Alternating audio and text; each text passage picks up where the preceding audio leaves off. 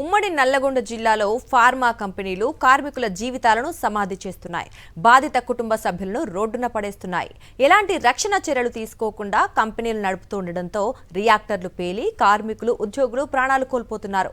మరోవైపు నిబంధనలకు అనుగుణంగా కంపెనీల నిర్వహణ ఉంటుందా లేదా అనేది అధికారులు పర్యవేక్షించడం లేదనే ఆరోపణలు వెల్లువెత్తుతున్నాయి. ఇక ఫార్మా యాజమాన్యాల నిర్లక్ష్యంపై మరింత సమాచారం చిట్యాల మండలం పేరేపల్లిలోని నోష్ ఫార్మా నుంచి మా ప్రతినిధి పాసం అశోక్ రెడ్డి అందిస్తారు. నల్గొండ ఉమ్మడి జిల్లాలో ఫార్మా కంపెనీలు ఉపాధి పేరు చెప్పి ఉసురు తీస్తున్నాయి. అందులో ఉద్యోగం చేస్తున్నామని చెప్పేసి ఆనందపడాలో లేకపోతే ఆ ప్రాణాలు పోతున్నాయని చెప్పేసి ఆ విషాదంలో మునిగి తేలాలో అర్థం కాక కార్మిక కుటుంబాలు అయితే కొట్టుమిట్టాడుతున్నటువంటి పరిస్థితి ఉంది. ఎందుకంటే గడిచిన 4 నెలల్లో 5 ప్రమాదాలు జరిగినటువంటి నేపథ్యంలోనే ఆ పలువురు కార్మికులు ప్రాణాల మీదకి తీసుకొచ్చినటువంటి పరిస్థితి. ఆ ఫిబ్రవరి నెలలో చూసుకున్నట్లయితే చౌటుప్పల్ పరిధిలో ఉన్నటువంటి ఎల్లగిరిలోని బృందావన్ ఫార్మాలో జరిగినటువంటి పేలుడులో అందులో ఉన్నటువంటి కార్మికులు గాయపడగా మరొక ప్రమాదంలో ఒక కార్మికుడు రియాక్టర్ పేలి సజీవ దహనం అయినటువంటి పరిస్థితి కనిపిస్తుంది.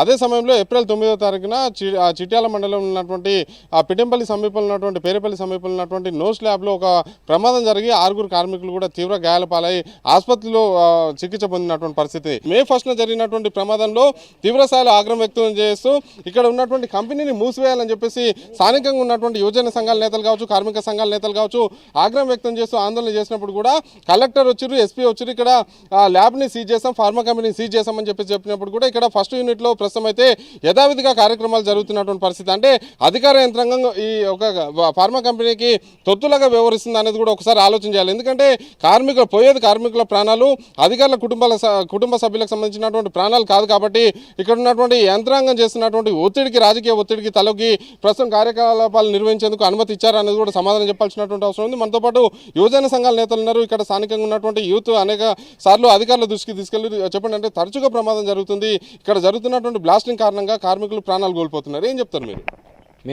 నా పేరు మహేష్. మేము గత నెల రోజుల నుంచి కూడా ఈ కంపెనీ మీద ఫైట్ చేస్తూ ఉన్నాం.